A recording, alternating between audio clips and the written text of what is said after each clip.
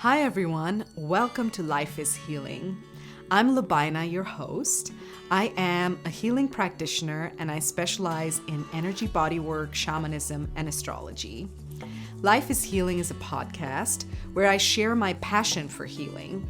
In the last 15 years, my journey has encompassed plant medicine, energy healing, astrology, and shamanism, which are all topics you will hear about. I'll share tips from various modalities and interviews of healing practitioners and stories from all over the world, and a fun astro update in every episode. Tune in and join me for this journey on Life is Healing. Hi everyone, welcome to episode 6 of Life is Healing with Lubaina, the final episode of season 1 of this podcast. Thank you so much for tuning in today. I would like to get started with the astrological update segment of our episode. So, I don't know about you, but Gemini season and the whole of June has been pretty frenetic and chaotic for me. Not necessarily in a bad way, just lots and lots going on, this energy of like almost frenzy, which makes sense because at some point we had a stellium in Gemini, which is Mercury ruled and is like a very fast moving planet. And it also has this trickster energy to it, right? So June had a lot of like movement for me. And I observed that also with the people I was working with and friends and family as well. It just felt like we were moving at this really fast pace and Mercury was throwing all these curveballs like, yeah, it's not quite what you think, because Mercury, the ruler of Gemini, happens to be a trickster archetype.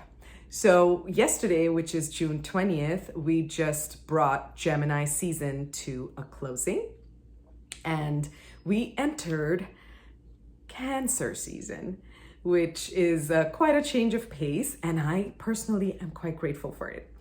Now, on June 20th, we had the summer solstice, and solstices are significant times. And solstice literally means, in Latin, the word sol means sun, and stis comes from the word sistere, and sistere means to stand still. So during the solstices that happen during the course of the year, the sun literally stands still. And that's significant because it's also the time that the sun is the farthest from the celestial equator. So right now we just moved to Cancer. So the solstice happened on 0 degrees of Cancer. And along with it, the Venus and Mercury were also in Cancer on the solstice. So we had a nice little boost of Cancerian energy, right? And the moon was in fiery Sagittarius for the solstice. So that was a recap of the energy of the solstice. And then we're going to talk about the full moon that's following right on its heel into the sign of Capricorn, the full moon tonight. And it's a particularly potent full moon. Now, I want to talk about the solstice and the full moon together. And the reason for that is because they both have been making a harsh aspect to Neptune, and this is particularly important, and I will explain why. I have some notes right here for you. I will explain why it's significant. So going into the full moon in Capricorn, any full moon that is either on or right after or right before a solstice has an extra boost to it, an extra kick to it, right? And this full moon is in Capricorn, as I mentioned. And both the full moon and the solstice, during both this full moon and the solstice of yesterday, the sun and moon have been making and are making a harsh aspect to the planet of Neptune. And this is important because Neptune is in a very important degree of the sign of Pisces. So it's been in Pisces for a while now, and it's about to move out of the sign of Pisces. And before it does that, it's on the end degree of Pisces. So it's literally at 29 degrees of Pisces, 29 degrees and 54 minutes. And now that it's on that degree, the 29th degree of any mutable sign is called an anaretic degree. And anaretic degrees have an energy of bringing something to a completion. It's like a transition, but the end of the transition, not quite necessarily a cycle. Yes, of course, also a cycle, but there's something else playing along with the cycle, which is like a transition coming to a closure, right? And both the sun and moon have been making this harsh aspect to Neptune. So even though we're getting this nurturing feeling from the sun moving into Cancer, and the Venus and Mercury both being in Cancer, which is really wonderful energy to have, we have this sort of in the background. For me, it doesn't even feel so much in the background, depends on where these planets fall in your chart. We have this feeling of Neptunian trickery. Now, Neptune trickery is very different from Mercury trickery, right? Neptune rules Pisces, and Neptune is the planet of illusions and delusions, as well as transcendental connection and divine and mystical experiences. So if you put all of that together, we have this vibe of a transition coming to a closure, but we haven't quite paid off whatever karmic lessons as a collective we have with the cycle of Neptune in Pisces, right? So that's sort of the indication. It's like it's not quite over yet. And adding some spice to that, we have Pluto, which is retrograde. It started to be retrograde in May, and Pluto is retrograde in the sign of Aquarius. And the solstice as well as the full moon are making harsh aspects to this Pluto. So it creates an even more need for us to look at what that message is of Neptune, right? Of Neptune being so close to the full moon and being so close to the solstice. And look at how we can transform whatever it is that we are deluding ourselves about. You know, when Neptune comes into play, literally our mind can get foggy, right? So the way that for me, the archetype of Neptune is very closely connected to the Seven of Cups in tarot. And that's one where the person is looking at all these cups and there's all these different offerings, but there's this like cloud in that picture as well. And he doesn't really know which one to pick. So it's like this feeling of being lost in illusions. So Pluto is there in the background going, hey, it's time to look at where you're fooling yourself into falling into almost like a Neptunian spell, right? Where are you deluding yourself, right? It's not quite the stark, harsh effect of a Saturnian influence. It's more of a watery, emotional, feeling-based delusion, right? So that's the check-in that we're getting with this solstice. So it's pretty shadowy, right? It has shadow elements to it, and it can in some ways feel like we are being thrown into a crisis, right? But the crisis is only there if we don't see clearly and if we don't acknowledge the areas where we are fooling ourselves, where we're deluding ourselves, where we're giving in to our illusions. And if we do give in to our illusions, we're going to get disillusioned, right? We're going to have disappointment. That's the shadow side of Neptune. However, on the other hand, if we are able to see, even in spite of being lost, we have this clarity or this awareness that yes, even though I quite don't have control over it, I am getting lost in my illusions. I am deluding myself, and I am falling into certain patterns that are not healthy, right? Because Neptune also represents toxic patterns, right? And if we're able to look at that as a collective or individually, then we can make a decision of really being aware of the mechanism of these patterns and how we can release them. So that's the update on the solstice and the full moon. Now, the other thing I want to mention before wrapping up this segment is that I was taking a look at the signs that are involved right now in the skies. And aside from Moon in Capricorn and Mars in Taurus, which are earth signs, which are giving us some grounding energy, what's going on in the rest of the chart of the skies right now, what's going on cosmically right now, is mostly air and water. And we have a little bit of fire as well with the North Node in Aries. So we have Pluto is in Aquarius, as I mentioned. Jupiter is in Gemini, and the South Node is in Libra. Neptune and Saturn are both in Pisces, and Sun, Venus, and Mercury are in Cancer. So when you put water and air together, it's a pretty unpredictable combination from an astrological elemental point of view, right? So thank God we have that Moon and Mars to sort of ground us. Well, Uranus is in Taurus as well.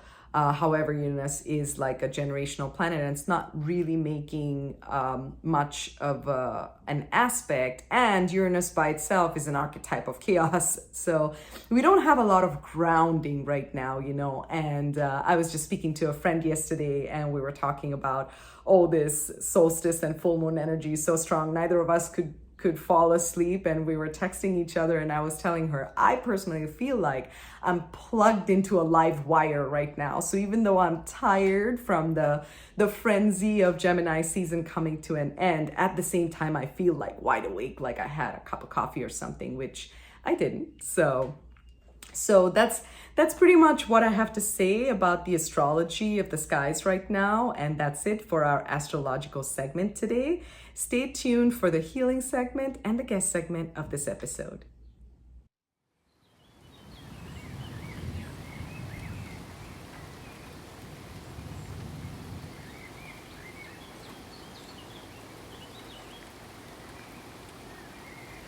Welcome back to episode 6 of Life is Healing with Lubaina.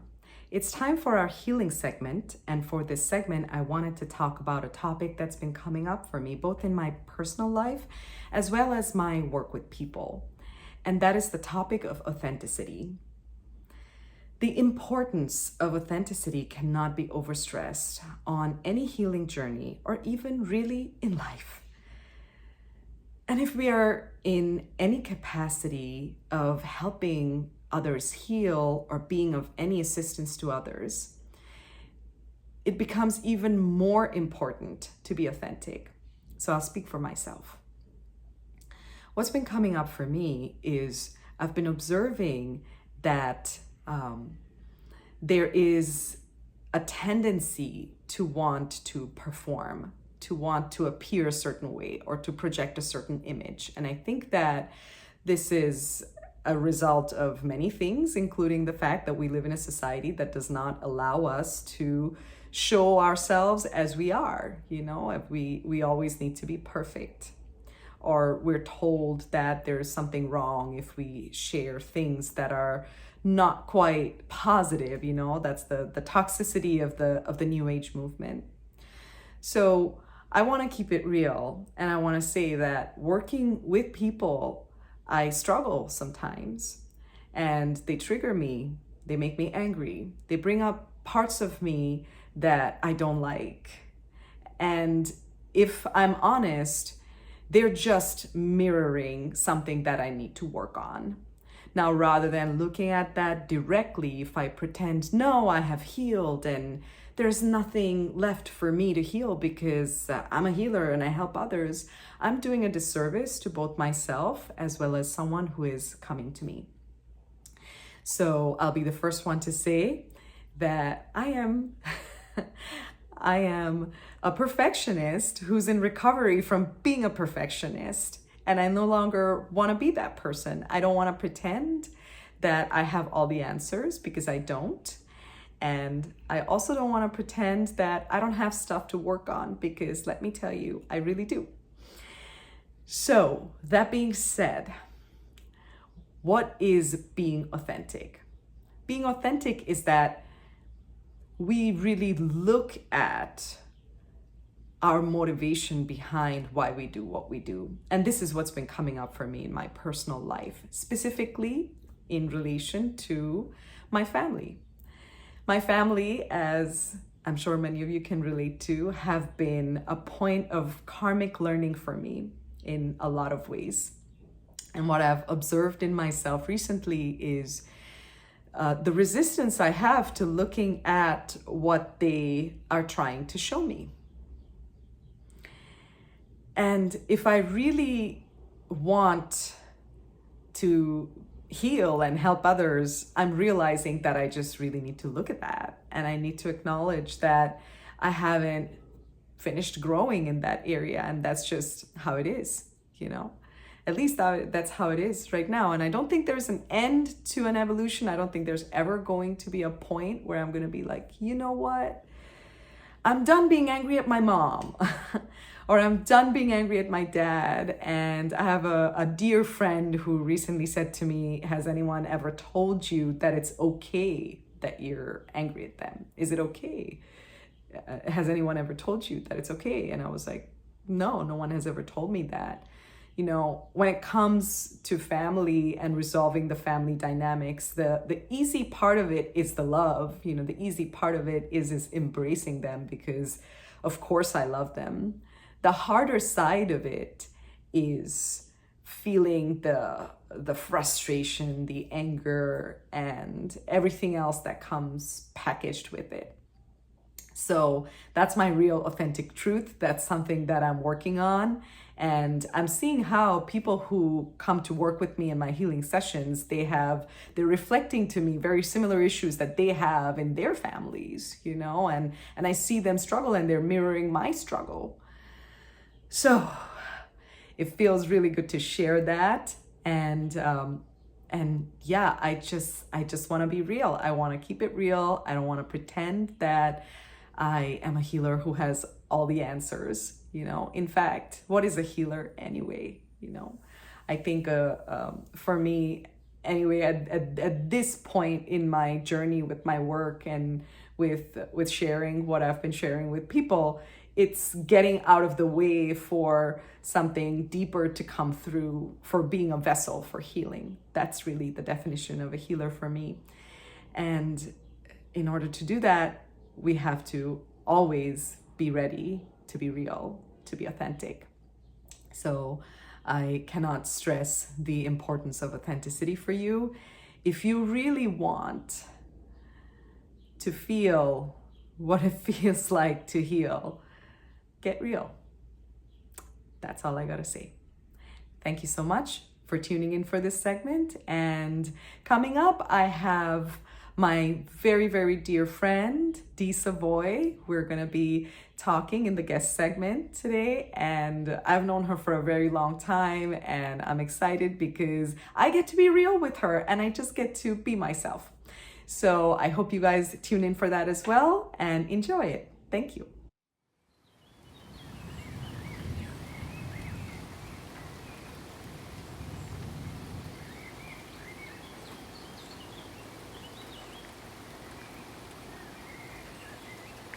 Welcome back to the guest segment of episode 6 of Life is Healing with Lubaina.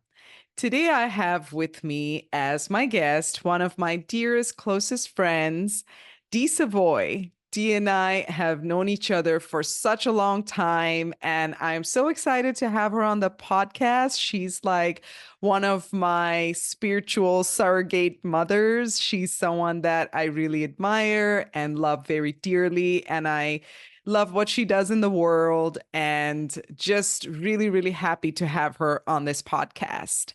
So, Dee Savoie is a transformational life coach specializing in helping seasoned women experience a midlife awakening to discover their true purpose and authentic self in order to create the life they dream of, desire, and deserve. Utilizing ancient wisdom and modern empowerment techniques, Dee helps women embrace their divine feminine energy to become the head goddess in charge of their own lives and spiritual businesses. Through personalized coaching sessions and sacred rituals, she empowers her clients to embody their true goddess nature and thrive. Welcome to the show, Dee. I'm so happy to have you here. And I am so happy to be here. And I'm so excited about your entire project, your new podcast and all that you've been bringing forward in the world right now. So I'm really happy to be here and be part of it. Thank you so much. So, Dee and I have known each other for a pretty long period of time. It's been at least 14 years, 24 if you count COVID times as a decade in and of itself. And we've had quite a few adventures and some misadventures together, right? Absolutely, absolutely. Starting with even just how we met and how you ventured up to the Bronx where I live. And, a Yes. lot of people say, terrible things about the Bronx. Some of them are true, some of them are not. But, it was just wonderful to have you come as a student and learning Reiki. That was what we were doing at that time Yeah, for a weekend. And, that's right. it just really took off from there. It really did. It was like one of those karmic soulmate meetings, because friends are soulmates too. It's not just your partners. Right. And I was looking for this was when it had been like maybe a year or two since I had moved to New York from Bangladesh, which is where I'm originally from. And I woke up one day and I was like, I want to learn how to do Reiki. I don't know where that came from. I was just like, I need to learn how to do healing with my hands, which kind of is what I do for a living now. Mm-hmm. And it kind of started with this Reiki workshop that I did with Dee. And I Googled Reiki teachers in New York City. And like Dee's website popped up, but that website was her and her sister were sharing it. So the Right. pictures were, and the name was of her sisters. But then when I called the number, it was Dee who answered. And I had this thing in my head where I was like, am I walking into a scam because the name on the website is Elise and the person on the phone said she's Dee? But in spite of thinking it could be a scam, I actually went and I showed up, and Dee I was should have kind of told us something. normal. It was actually a really fun workshop. I had a great time and I stopped smoking for a while after that. I don't smoke anymore, but back in those days I used to be an avid smoker. And after I did the Reiki workshop with her, I just like lost the urge to smoke without realizing it. I only realized it after I found my pack of cigarettes that had not been smoked for a month. And I was like, whoa, how did that happen? So it was kind of cool. And that was my introduction to Reiki and my introduction to Dee. And since then, we became like really tight and we became good friends and really family. Absolutely. Absolutely. And we did some crazy stuff together. We did a lot of crazy shit together. Absolutely. Including our first ayahuasca experience, which we were completely unprepared for. Oh my God. Oh my God. So, just so you guys know, Dee has one of the most adventurous spirits that I've ever encountered. And when I was invited to my first ayahuasca ceremony, this was like almost 14 years ago, I called Dee and she was the only one I could think of. I called her and I was like, hey, do you want to do this shamanic plant medicine thing? And what did you say? It's like, you call it, we're going to go where? We're going to do what? So let's go. Let's do it. And that's about as prepared as we were. The only thing we knew about it was that we were supposed to have a dieta, a diet before we went, on the weekends. So we were eating just fruit for 3 days or rice or something. It was fruit. I remember. And it was torture. It was absolute torture for 3 days before we went there, only to discover. we didn't have to do that. Yeah, and by the way, I was just gonna say, like, that's not a requirement for drinking ayahuasca. In fact, if you're doing just fruits for 3 days, you're putting your body into a detox mode. And unless you're under the guidance of shamans who really know what they're doing, and it's like a process you're going through in the jungle, that's not how you want to go into your first ceremony, because that can be a lot on the body for starters, right? Which it was for me, but Right. that's another separate story, which we don't need to get into We today don't need because to we talk want to about talk about Dee. But we've had so much fun together, and as Lumani says, it's kind of a family affair at this point. My kids think of her as like their big sister, and so it's just been wonderful getting to know her, and all the things that she does and brings to the world has just been fabulous. Thank So you. that's another reason I'm so glad to be here. So, what should we talk about? Oh, you know what? What about our other adventure that we made it to the Omega Center for a Oh weekend my! workshop? How These did are the we kind forget? of things we've been up to. I'm This glad gives you you a pointed that out. picture of what we're actually like, by the way. Yeah, exactly, exactly. So we decided we're going to go to the Omega Center for a dream workshop. And, I am not and never have been the world's best driver. I drive too fast. I get lost everywhere I go.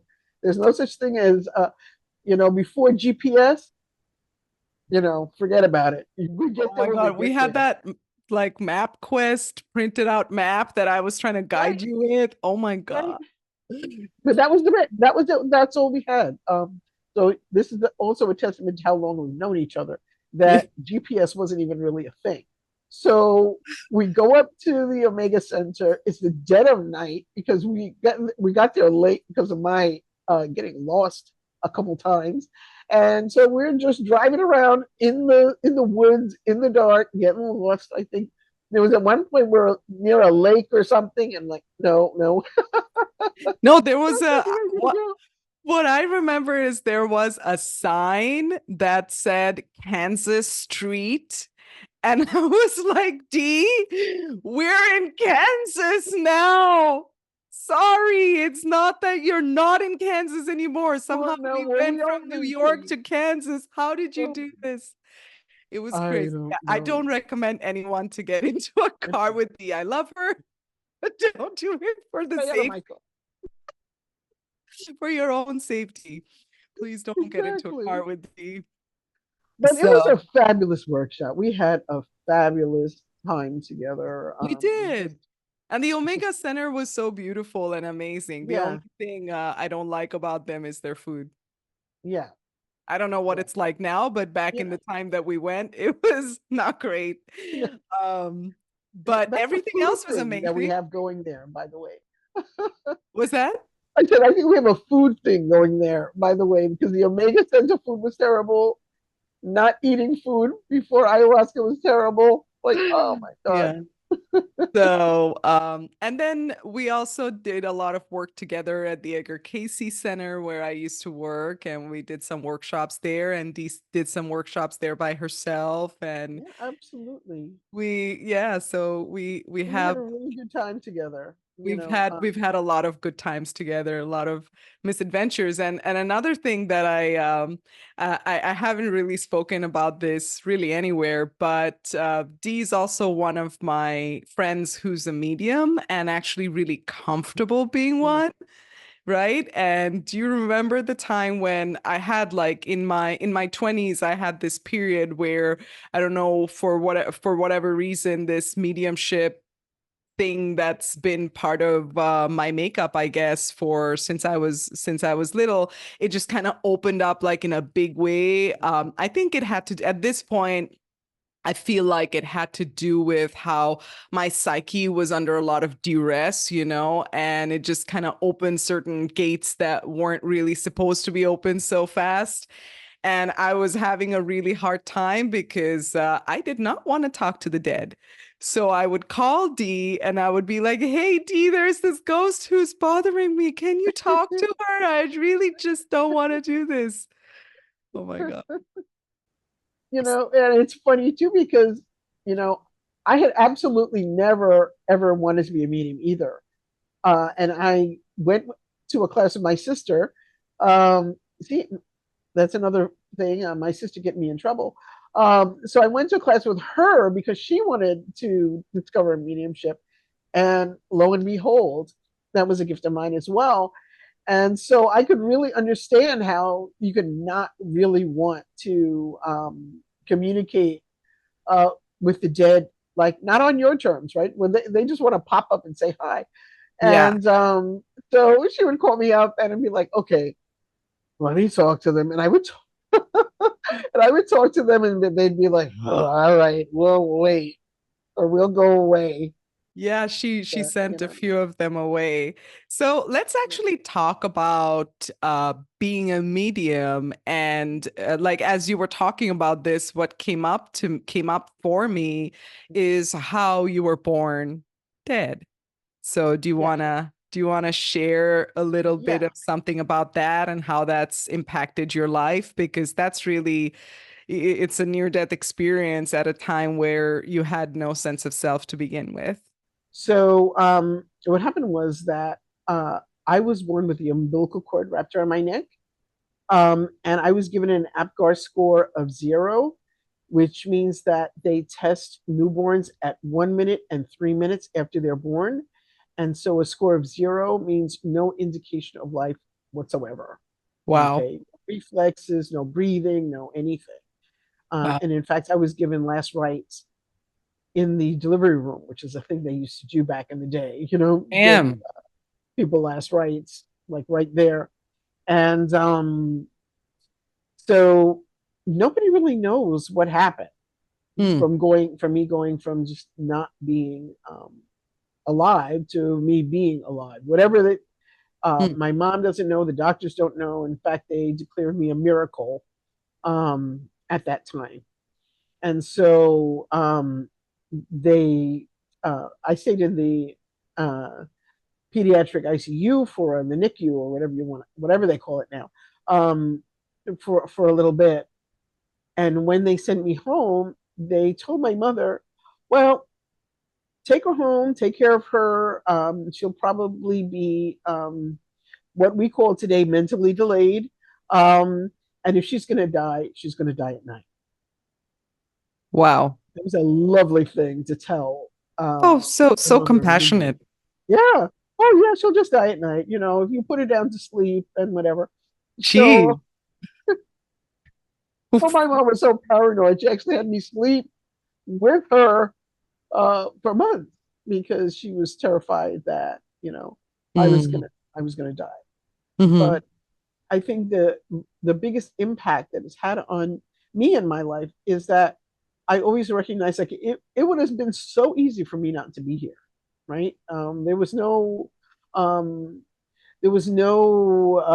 reason for that miraculous recovery, except that there must be some purpose why I'm here. And that always gave me that feeling from being very young that there must be a reason why I'm here. And so I've always tried to live and discover whatever that purpose was. And it took me a while, but it really came to me that um, what I needed to be doing was working with women, working with the divine feminine, working with the goddess, and helping other women to have that same experience.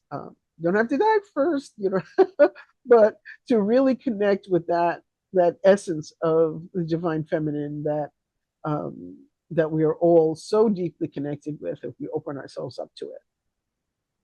Joe, I know that your background kind of started more religious than the more spiritual. I mean, religious can also be spiritual, depends on the person, right? But like it started as a more traditional religious background, and then you sort of went into these non traditional ways of practicing and non-traditional ways of like helping people and sort of seeing the world. Like, can you talk a little bit about that transition and what that's like? Because I'm sure there's a lot of people out there who experience, um, maybe they experience openings within themselves that they can't really explain, and or they feel like it's taboo to talk about because of the religion that they're born in. Yeah, and that can be a big problem for people who we don't really call it religious trauma a lot, but sometimes it is the way that we're brought up. I was brought up Catholic, which to my mind is if you want your kids to grow up and have no faith, raise them Catholic. To me, it just, the religion just, when you look at some of the things they talk about, it just doesn't make sense, right? So I was raised Catholic, even though I went to public school for elementary school. We still went to religious instruction, and Hmm. I still did my first communion in the second grade. And in for that ceremony, we had a lot of nuns come in to prepare us for, us girls, for our first communion. And for the first time, um, I saw a part of what was my religion as feminine. Like before, I all you see are the priests, and they have all the power, and then and I think it was 1963 where they defrocked all the nuns and basically made them or declared them to be no higher in rank than the average, um, believer. And so the nuns were really not seen as very powerful or having much to do in the church. But here were these women that were so nice and kind and wonderful and still spiritual in the religious sense. And I was like, yeah, I got to be a nun. If I'm going to do anything, I'm going to do it with power, with agency for myself and others. Um, and for a long time, that was something that I was like, yeah, I'm gonna grow up, I'm gonna be a nun. And then I learned nuns had to be celibate and marry Christ, and I was We're like, nope, no thanks. like, no, gotta do something else. But it did start me on my quest to find other aspects of the of the faith or of religion that were feminine, that did have power. And eventually, I did end up going to a Catholic high school, and I think that was really the biggest catalyst for me to move away from that religious upbringing, because, well, I don't think that the hierarchy or the hierarchical nature of um, of the church really serves women well. And I could see just how, or even men for that matter, how under the thumb um, of religious dogma that most of my fellow students were, although I wasn't, because I didn't go to grammar school. I didn't have the same level of religious fear that they Sure, did, sure. right? Yeah. So that really moved me away from that. But it wasn't until I learned Reiki that I really felt like I had found a place um, for that kind of feminine divine. And the Hmm. reason for that is that one of the translations for Reiki is Holy Spirit. And to me, that made sense to me, because how can you have three aspects of the divine and all of them masculine? No, somehow I could never buy that. And so, if the Holy Spirit was the feminine aspect of the divine, that was something that I could really relate to, and I could relate to the idea of that being the healing aspect and the movement aspect, the intercessor aspect of divinity, and that to me really cemented me working with women, and with healing and with Hmm. um, just understanding the nature of the divine feminine and goddess energy and all that other. happy stuff that I work with now. So, I was actually raised Muslim, and it's also a faith that I no longer practice. My family still does, but I don't. And I would say that at this point, I've probably had more exposure to like the mystical side of Catholicism and the mystical side of Judaism in the last 15 plus years than I have had to the mystical side of Islam, and I say mystical side because I have, as you know, I have my teacher, Danny. He is his work is based on the Kabbalah because his background is Jewish. It's Judaism, and I've shared with you, and this is really my main exposure to what Catholic faith sort of where it has evolved from and what it looks like now. I've spent some time in south of Italy in the last few years with another teacher of mine. Her name is Alessandra Belloni. She's very well known for her work with the Black Madonna and the traditional folk music and the traditional shamanic practices of south of Italy, right? And whenever I visited there, so we went to all these churches, right? And they're Catholic churches, but the one that's revered in these churches is the mother, the divine mother, Mother Mary, Right. so and then she's called, like, in all the traditional music and the chants that are there, she is the mother of God, and her statue is like the biggest one. So I just find it very fascinating because I had no idea of any of this until I did go to the source itself, like when I went to south of Italy and visited these sacred sites, and I was exposed to it by someone who had come from there, and Right. someone who had made it her work's life to. She often says, Alessandra often says, um, God is a woman and she is black. That's kind of one of the things that she says. And it's just interesting because if we look at, and I really can't say this for the faith that I was brought up in like the Muslim faith, but I can say this for what I've witnessed so far in all my friends from the Catholic background. There is a reverence for the divine feminine. There is a reverence for the mother. It's just been sort of I don't know what word to use, but maybe distorted is a word that I could use. Yes. It's just been distorted in a way because, as you said, and I really think, and it's just my personal opinion, but for me, like all Orthodox faiths have done this. They've somehow taken out the feminine aspect of being, the feminine aspect of whatever we revere, right? And Mhm. that creates that imbalance that you're speaking of, which really ultimately it hurts not just women, it hurts all of us. And I mean, it's something I would say has affected the world, the way that we view, and the way that we view the world, and the way that we live our lives and create our society is all very masculine. And we're finding that there is an issue with that because it's not about which one's better, it's about balance. It's about also revering the feminine and letting that energy be as important, because it is. Well, see, this is really what has sparked a lot of my work is that idea that, it's not so much that one or the other should dominate. It's that you can't take someone or something, an idea, whatever, that has been treated with such imbalance and then say, oh, yes, the divine feminine, as an Mm. afterthought.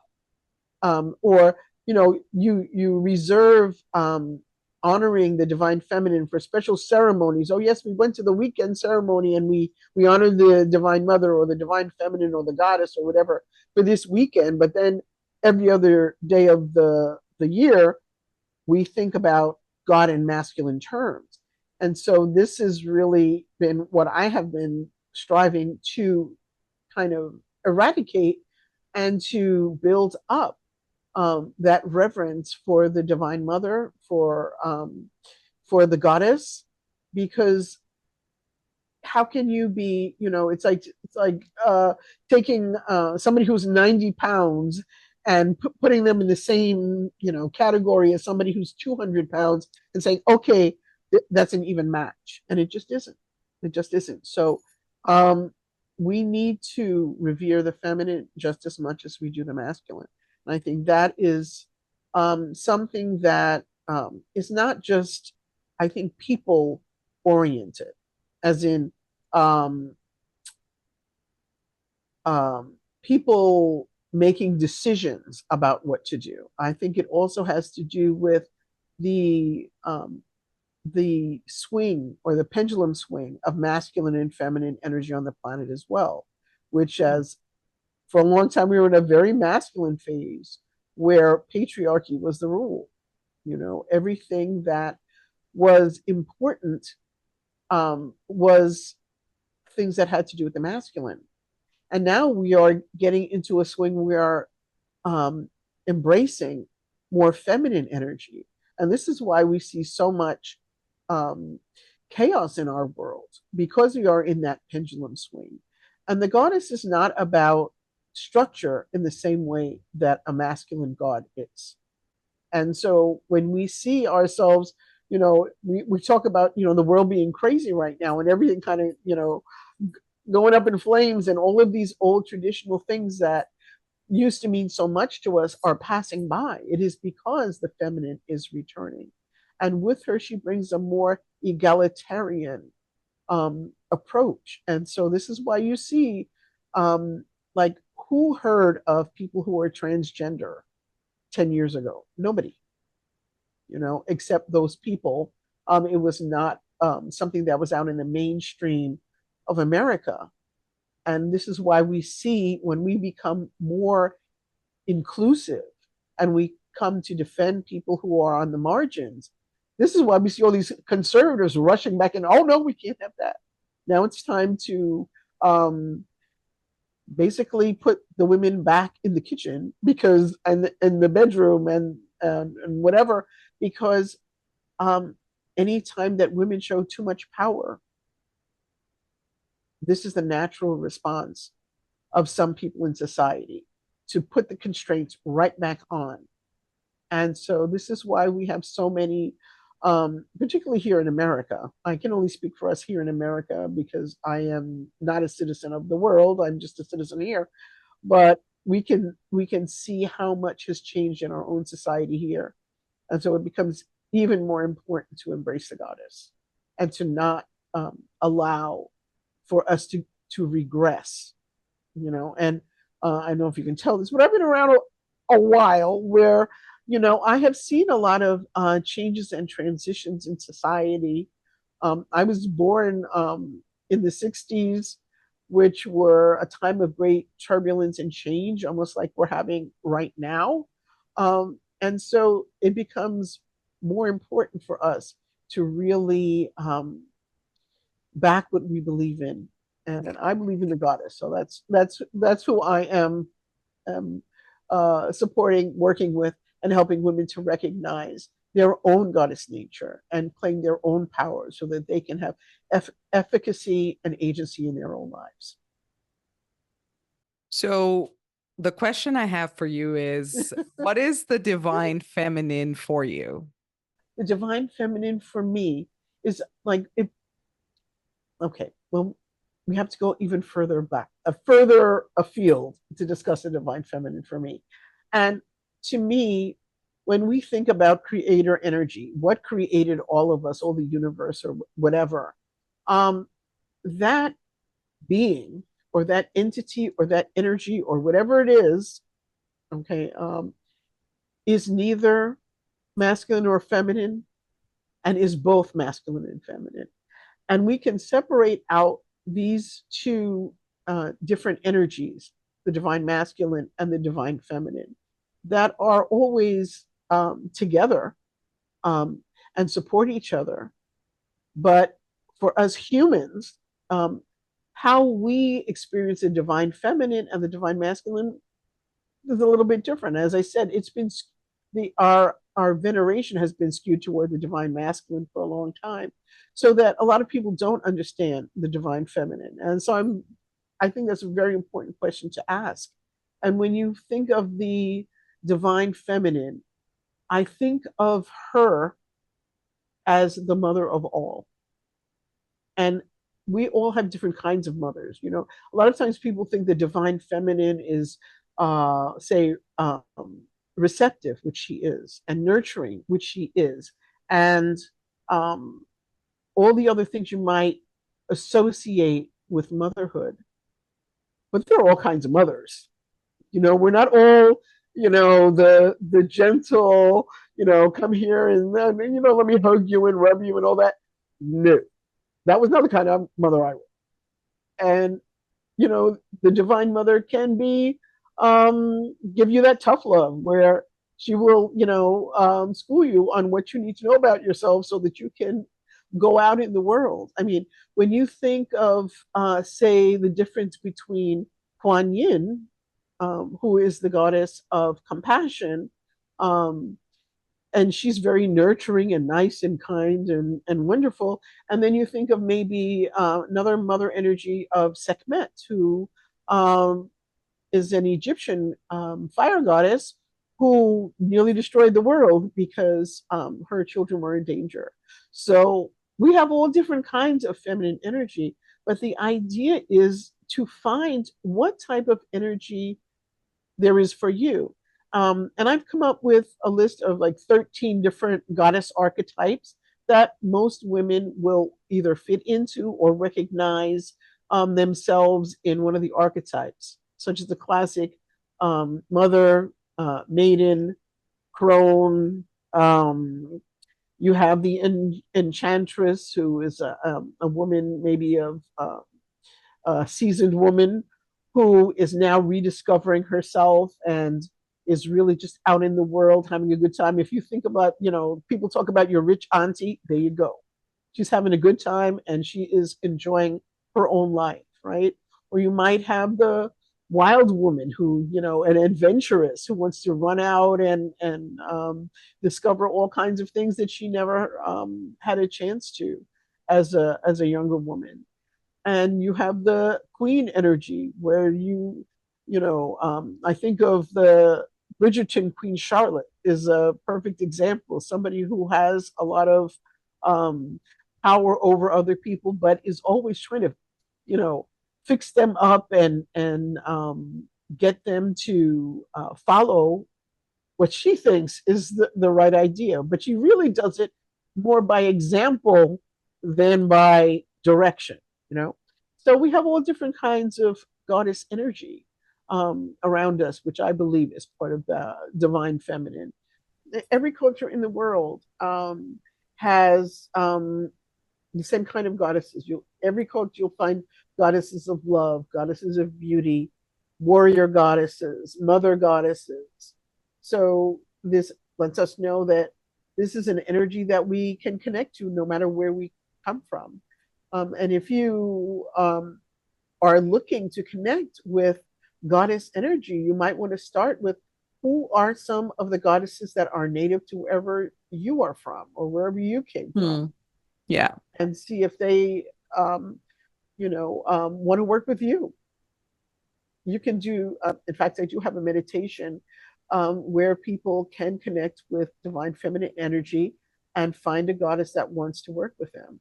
And very often, the goddesses that will come through are not ones that people have heard about before. It'll be somebody completely new to them, not like, oh, Hera wants to come out, or Demeter, or Brigid, or somebody who are more well known, but goddesses that really speak to their own individual personality and their needs and what they want to bring into their life at that moment.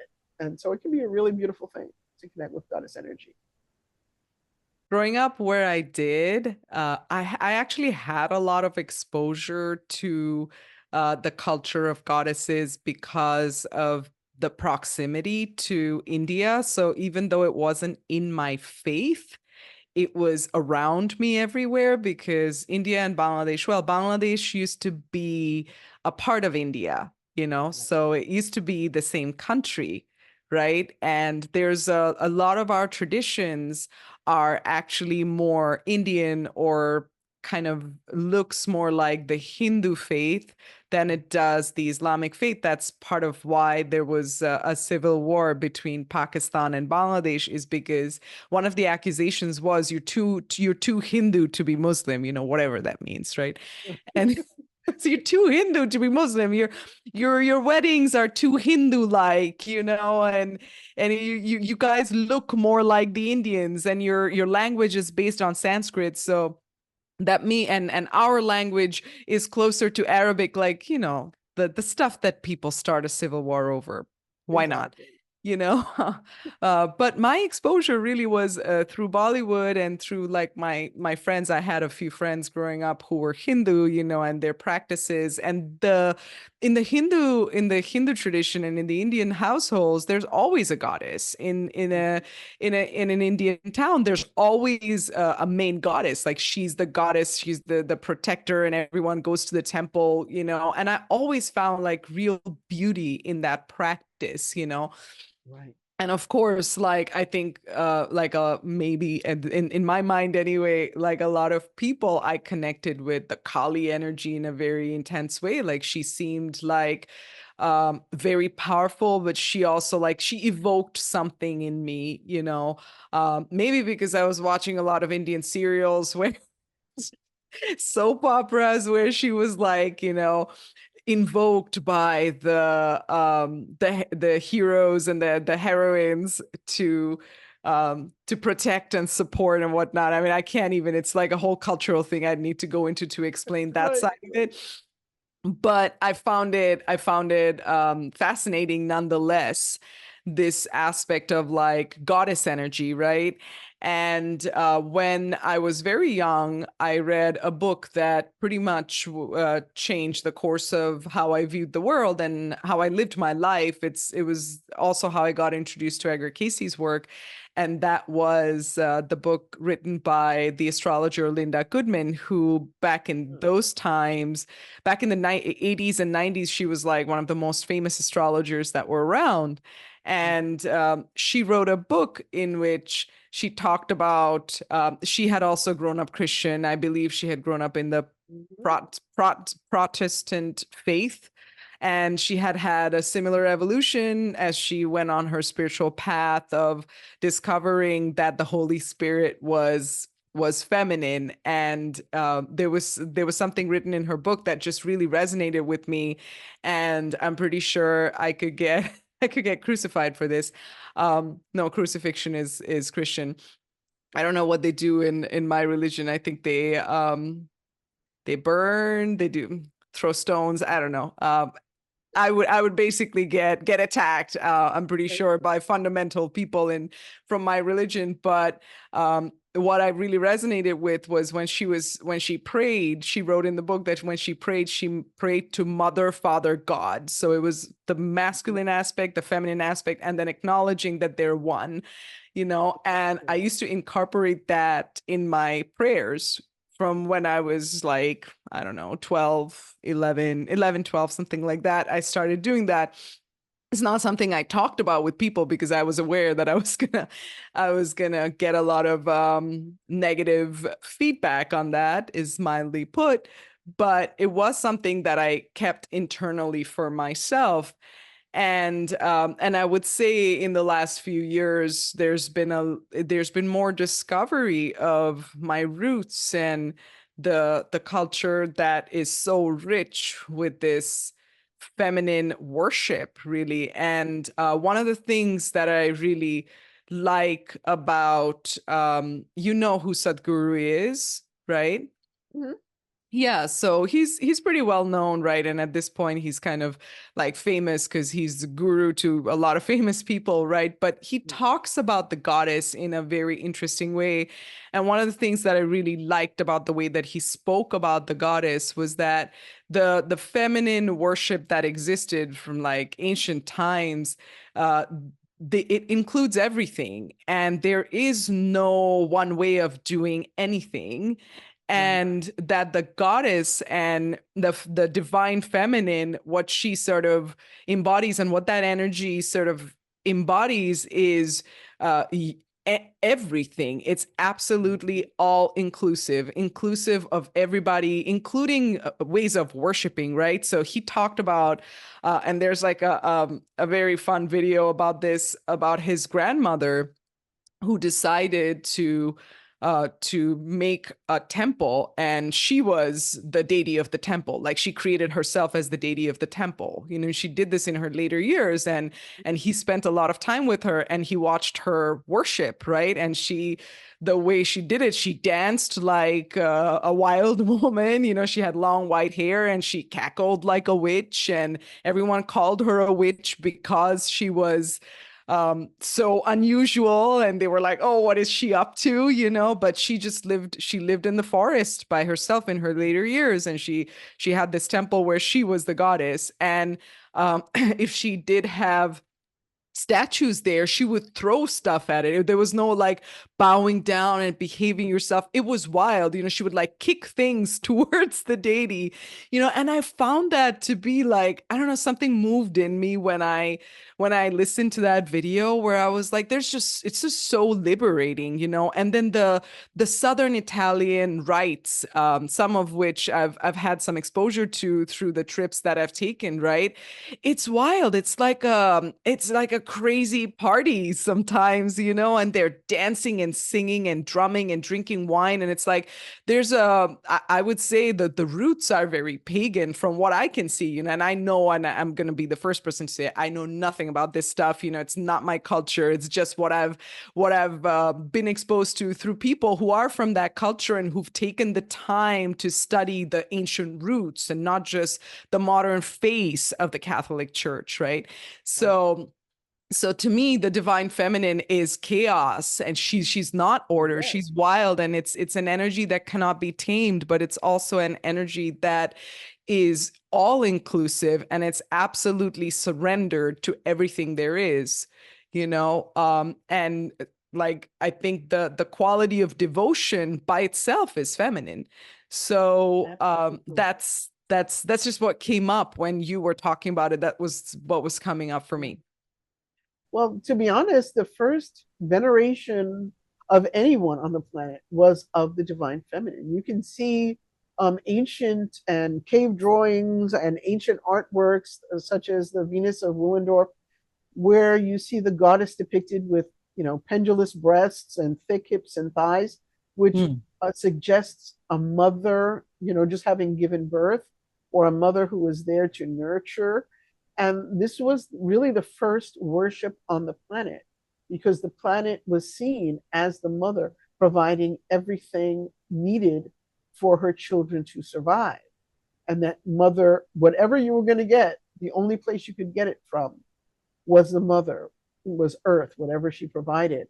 And so this mother worship splintered into these various visions of the goddess, whether it be the mother goddess, the maiden goddess, the wild child, the crone, and all of the different iterations of goddesses around the planet really came from this one vision of the goddess as being, as you say, all encompassing, that mother who provides all for their children. And it's interesting to note that as the Catholic Church came to prominence, particularly after the Council of Nicaea in whatever, I can't remember the year right now, but there were certain parts of the Bible which were left out that were of the more esoteric nature, and which also served to cement the Catholic Church over goddess worship. At that time, the great goddess was known as Cybele, and Constantine at that time decided that his empire would become Catholic in order to, basically, in order to cement his power. Um, and he became Catholic, and that was the end of goddess worship Hmm. in in um, in that area. So there's a there's a great deal of history that goes along with goddess worship, and as you talk about it being the chaos and the wild woman and whatever, and that's particularly true of the crone, believe it or not, because the crone is the iteration of the goddess who, as they say, has no more fucks to give, Yeah, and she's just, exactly. whatever she wants to do, that's what she's going to do, That's what right? she's gonna do. And she's unstoppable. Um, and then Crone is also the goddess with two faces because she can look back at the life she's just lived and she can look forward to the life she's about to have, right? Whatever is Mhm. next for her. So, and the Crone at some points was seen as the most powerful iteration of the goddess, right? Mhm. Because she was Mhm. the only iteration of the goddess that no longer needed to menstruate. Hmm. She no longer needed to shed blood to have power. Okay. Hmm. And so um, think about our society today. Who is the most denigrated woman in our Yeah, society? absolutely. It is the older woman who is supposedly dried up and doesn't have any worth anymore. She can't bear any children. And and she's basically depicted as just waiting to die.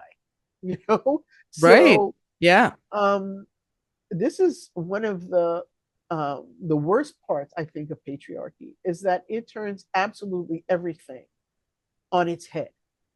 So what was most powerful is now least powerful. What was the most important is now the least important. I mean, even the fact that both you and I have makeup on our faces is part of patriarchy. Because if you look at the animal world, it's the masculine animal, the male of the species, that has the extra characteristics that are supposed to attract a mate. It's not the peahen with all those nice It's the feathers. It's the peacock. peacock. Okay, he's got to attract the mate. It's almost every animal you can look at. They have either more hair, even men of our species. They have more facial hair. They have that prominent Adam's apple. They have more musculature, which is supposed to be there to attract a mate. So the fact that we are adorning ourselves in order to be considered more attractive, um, that's backwards. That's Mm. backwards. Well, I So, actually also like adorning myself, oh, which is I do funny, too. I'm, which is funny because I don't really wear a lot of makeup, but I like colors and I like flowy things. Like you'll never like on any given day. If I'm not in my yoga pants, I'm gonna be in a dress. Like right. it's just kind of what I do. But I get what you're saying and where you're coming from. There's actually something that I want to read that I Oh, yeah. posted. So I just turned 40 this year. My birthday is in January, as you know. And when I turned 40, people kept asking me this one question. It's like, oh, how does it feel like to be 40? How does it feel like to be 40? And I kept saying, I don't know, I guess it feels just the same as being 39. It doesn't really feel that different, right? And then I started to think, like, why is it so significant for people that like the aging process, especially for women? Like women are like, oh, don't ask a woman her age and so on and so forth, right? Right. Like it's that whole thing that we're talking about. And one of the things I started seeing, which I sort of felt myself is like, which I feel actually myself is there's less fucks to give as I age, there's less fucks to give, there's less, I just care less, I want to just do what I want and not live up to like certain images that seemed more important back in the day of like how a woman should be or should dress or how she should act and so on and so forth, right? And what I wanted to read is this little excerpt from a book written by Susan Sontag, and the book's name is Against Interpretation, right? And she says in there, women have another option. They can aspire to be wise, not merely nice, to be competent, not merely helpful, to be strong, not merely graceful, to be ambitious for themselves, not merely for themselves in relation to men and children. They can let themselves age naturally and without embarrassment, actively protesting and disobeying the conventions that stem from this society's double standard about aging. Instead of being girls as long as possible who then age humiliatingly into middle-aged women, they can become women much earlier and remain active adults enjoying the long erotic career of which women are capable far longer. Women should allow their faces to show the lives they lived. Women should tell the truth. What I found interesting was this post. I actually found this post on Facebook and I was like really moved by it. But the picture that was associated with this post was one of a very young woman. Right. And so I looked at the book and I copied the excerpt and I found a really beautiful older woman with wrinkles on her face, and I posted it on my Instagram and I had a lot of feedback about it. Like people actually sent me personal messages about it saying like, oh, they were really moved by it, you know? Right. And I think that that crone archetype that you're talking about, it's not just disempowering for women. I think it's also disempowering for men that we've rejected the crone archetype because we're all trying to stay eternally youthful and looking good and having an image and getting plastic surgery and having this like, you know, it's not natural. The crone is a natural process for both men and for women. Why are we rejecting that power? Why are we rejecting that intense sense of wisdom that can come from that stage in our lives? Why are we doing that? That's something to ask, right? And I don't, yeah. Yeah, go ahead. I think that a part of it is our advertising society, because before the advent of so many different commercials telling you all the things you needed in order to look, good and your age and whatever, people didn't worry about this so much. People age Mm. naturally. People, there was not a rush to youth as opposed to a rush. There was actually a rush in young men and women to be married, to have families. There was a certain Right. status to that Mhm. that there isn't anymore. Now, today, people are like, I'm child free, and I love that. Be as child free as you want to be. I've even told my own children, look, don't have any children you don't want to have. There's enough children Right. in the world Yeah. for which no one cares. Don't do that to yourself. But by the same token, we are now, in a sense, divorcing ourselves from all those natural processes that are going to happen anyway. And then all we do is add a layer of worry to our life, as if uh you know we don't have enough to worry about without, did I get a wrinkle today, did I, what do I look like, whatever. And it's funny because one of the goddesses of Rome was Juno. She was the head goddess, Mhm. um, head goddess in charge of Rome. And she one of the celebrations for her was the Matronalia. And to be matronly was to be beautiful. Now to be Mhm. matronly is to be old and, whatever, Useless. right? Yeah. So we have taken everything that actually signified the fact that um, we wanted to be adults. We wanted to be to age gracefully. We wanted to be seen as wise elders. Right now, that's kind of been flipped on its head, and I think that that's something that we miss as a society. Because even Mhm. now, everybody, like grandmas, are going to run out, and 90-year-olds. I actually saw a video am a 90-year-old woman twerking. And I was like, hey, I have nothing against twerking of any kind. Okay. But that just seemed a little over the top, that even not to say that if that's, Or more uh, power to her, yeah, more power working at to her, 90. yes. But, but, well, she wasn't doing it well.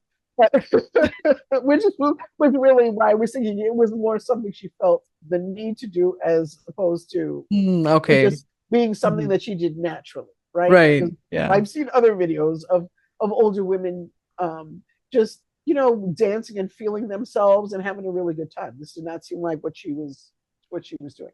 But at any rate, um, we need to get back to just allowing ourselves to age, Yeah. allowing ourselves to It's be a relief, old. honestly, Yeah, you know? yeah.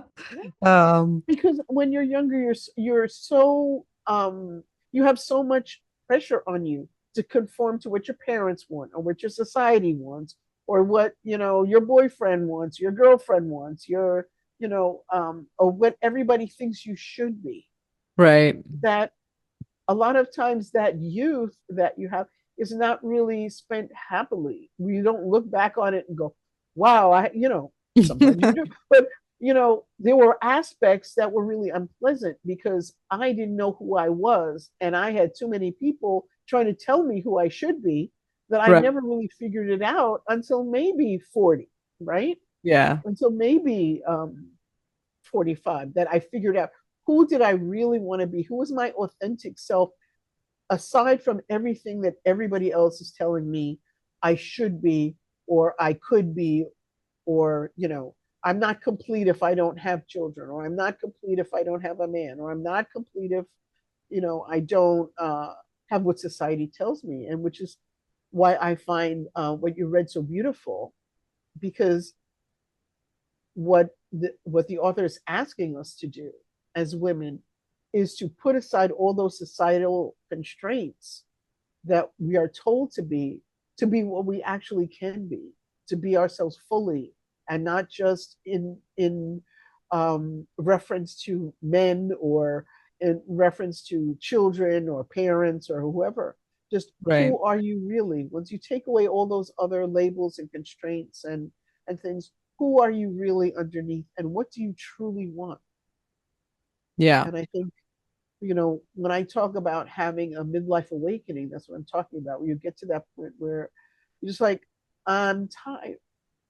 I'm tired of everything that has kind of been put on me, and now it's time to do what I want.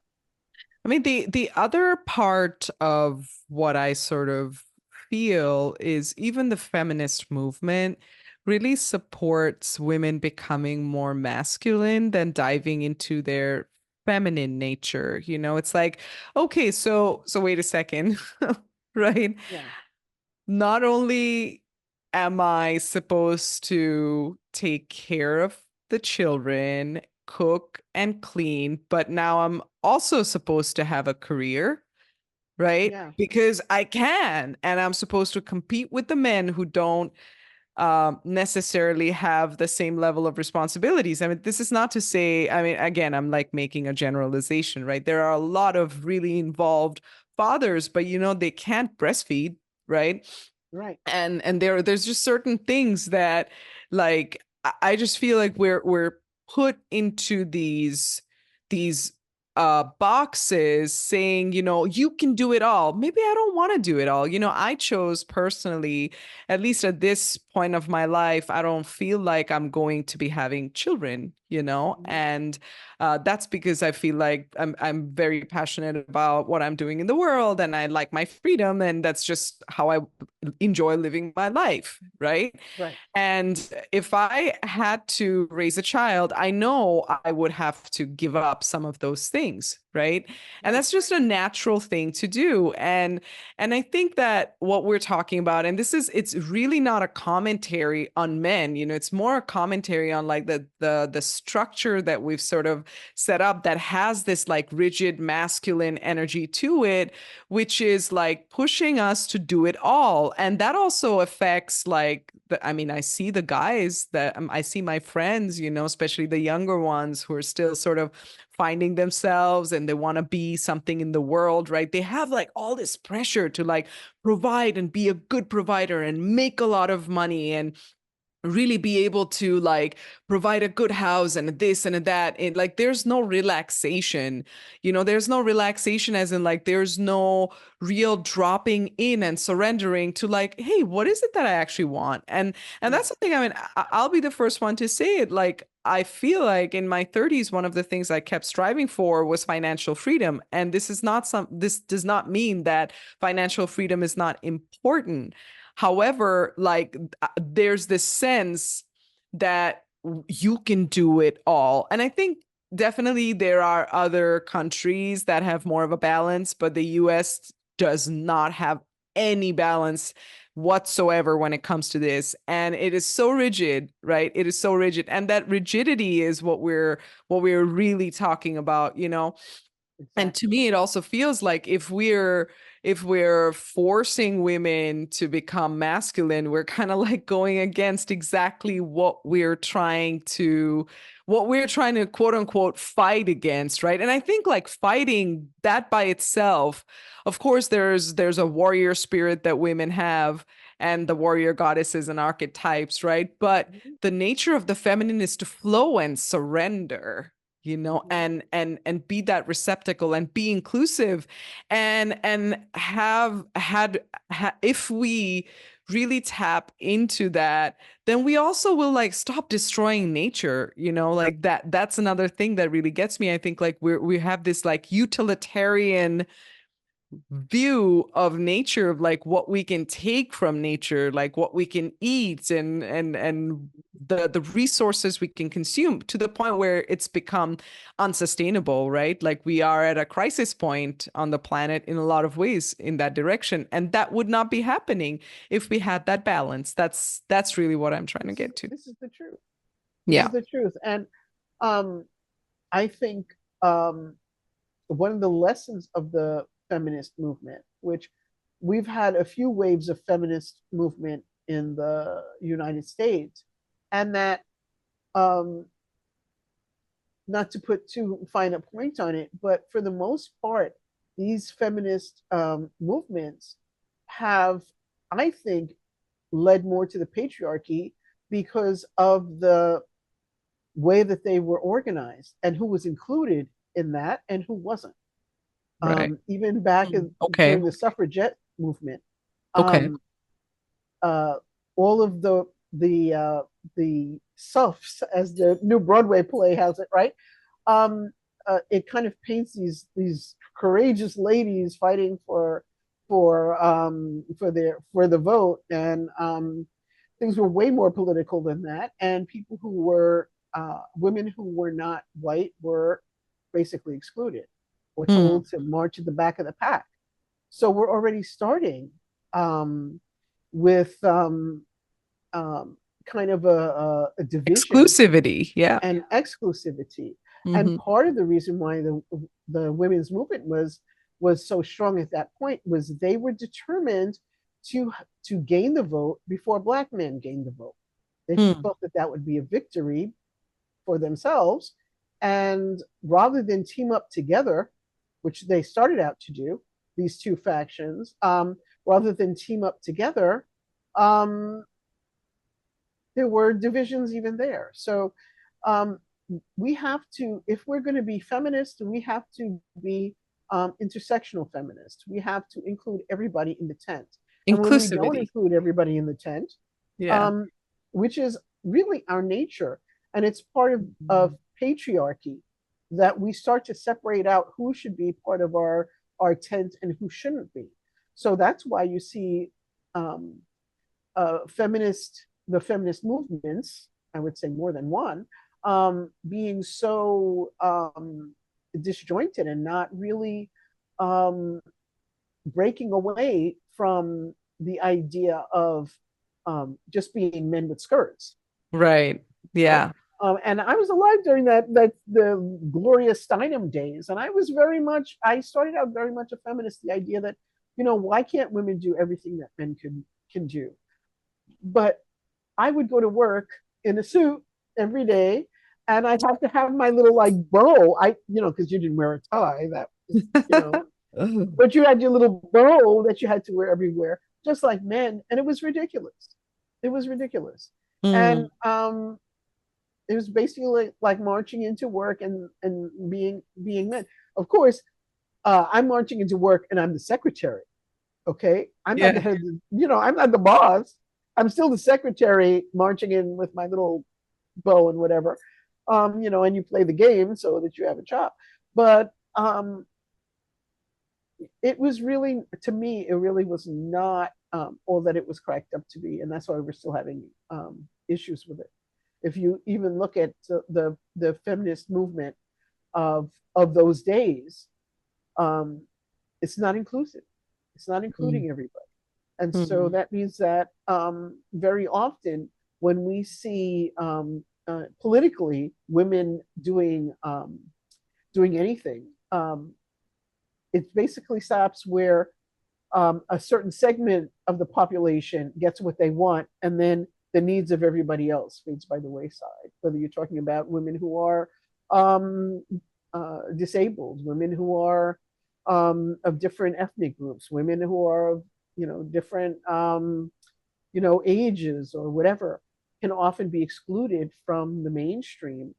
And this division, I think, is the problem, because when we're looking at hierarchies of who should belong and who shouldn't belong, that really belongs more to the patriarchy and the masculine.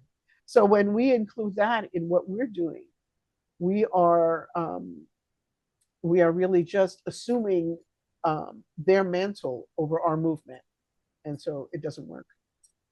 And to be clear, I feel like when we say patriarchy, we're really talking about the imbalanced masculine energy, because Oh, absolutely. the masculine energy is very necessary in this world also, and that's kind of where we started, is like this conversation of the balance and the pendulum swinging this way and that. And I wanted to say something about that, which is in the Taoist tradition, they Mm-hmm. believe, not that they believe, like this is part of the sort of the way that they work with the energies of the universe and the cosmos, right? There is a Mm-hmm. star called Polaris, and the Mm-hmm. Polaris star is the one that sort of is we connect to it from our crown, let's say, right? Mm-hmm. And kind of beams down the light and gives us life. And then there's this whole circulating orbit called the microcosmic orbit. If you want to find out more about that, I'm not the expert. Mantak Chia is the person who's written and talks about this at length, right?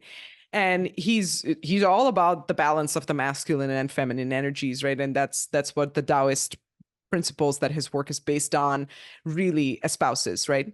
Mm-hmm. So, however, in that tradition, what they're talking about now is that there's a pole shifting happening. So this is like a cosmic happening, and the shift is happening from the Polaris being the main star that we're connected to the Vega, right? The Mm-hmm. shift has not gotten completed yet. The Polaris is a masculine Mm-hmm. star, and so the earth and the humans on the earth, we were plugged into this masculine energy, and that was the era, Mm-hmm. right, that we were in.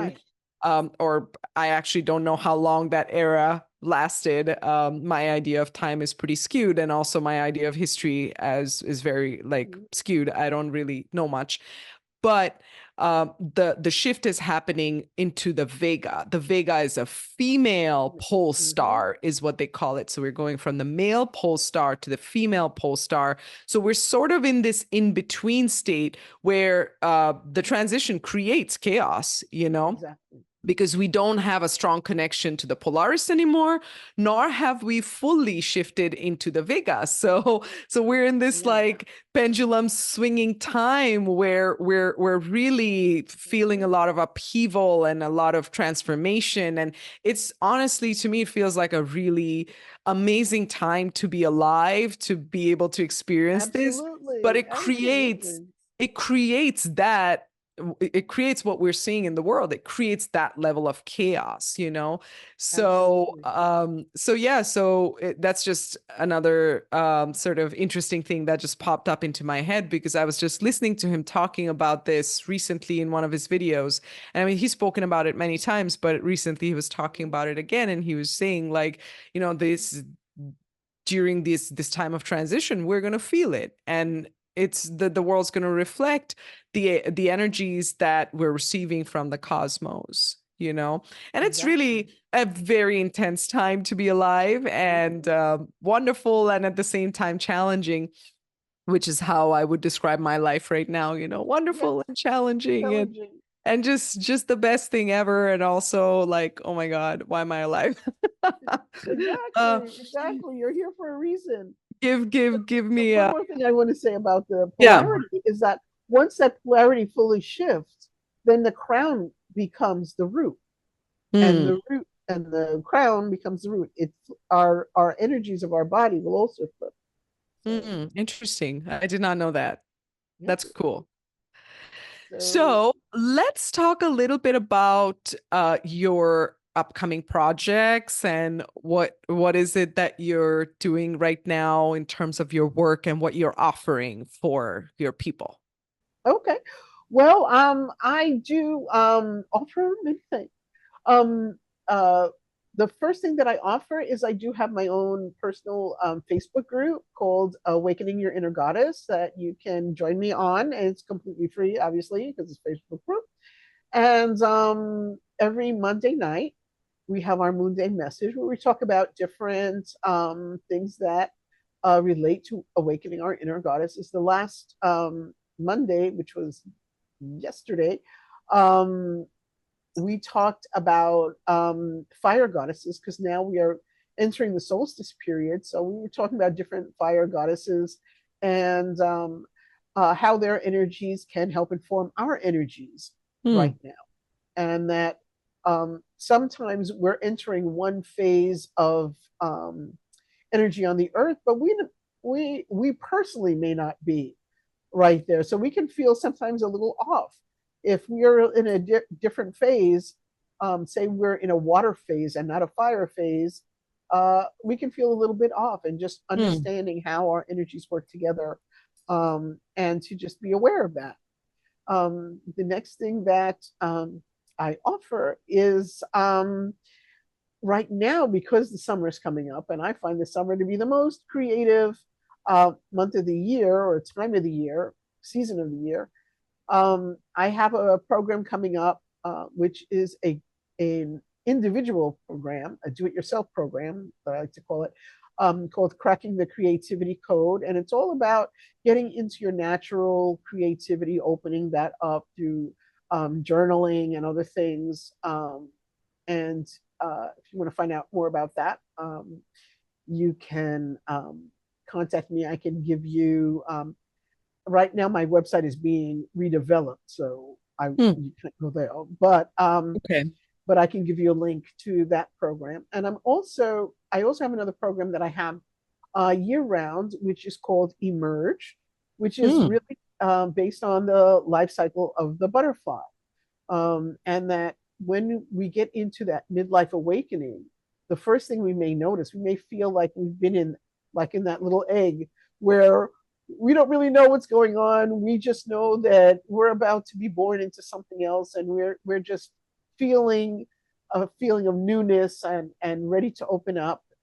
And then we get into kind of a seeker phase where we are looking for more information, and we're looking for more understanding of ourselves and who we truly are. And we started looking around and exploring ourselves, and we do this through through coaching calls, and we do this through certain worksheets and other activities to get you really thinking about who you are yourself. And then we go into the third phase, which is the cocooning phase, which is the deepest phase, and the water phase, where we really do some deep meditations into what is it that's been holding you back. And we really want to discover, because I think every woman can look into herself and say, there's a story I've been telling myself about myself, and that has kept me from really moving forward. And in this phase, that's what we really work on to discover what is that? What is that message you've been telling yourself? And a lot of times people have been telling themselves that message in secret. You don't know you've been telling yourself that message, or else you wouldn't say it anymore. Mm.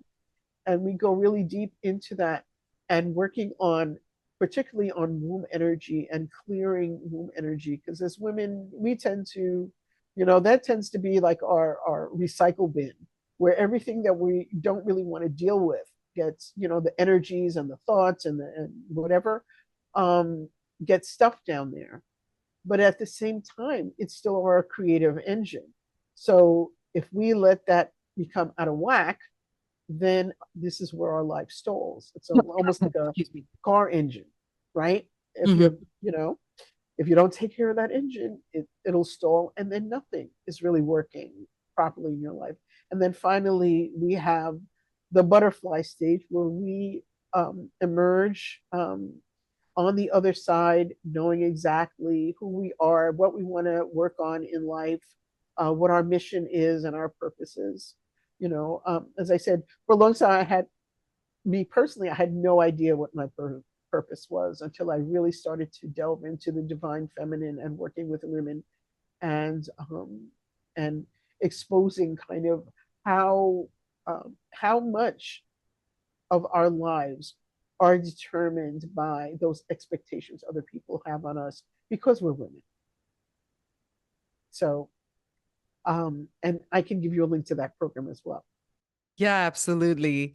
So if you guys want to get in touch with Dee, we're going to be putting all her information underneath this video, no matter what platform you're watching this on. And please feel free to reach out to her. And she's wonderful to work with. I've done a lot of work with her myself, and I highly recommend it. It's wonderful to work with, Joe. Yeah, and yeah, so this was such a wonderful and fun conversation. I had so much fun just like chatting. I felt like we went off on a lot of different tangents, but somehow they were related. And yeah, it was just great fun. Thank you so much for coming on the podcast. Thank you, and thank you so much for having me. And just all the best of luck to you with this, because I think you're doing such a wonderful job. Thank you. All right. Thank you, everyone. Take care, Dee. Speak to you soon. Bye. Bye-bye.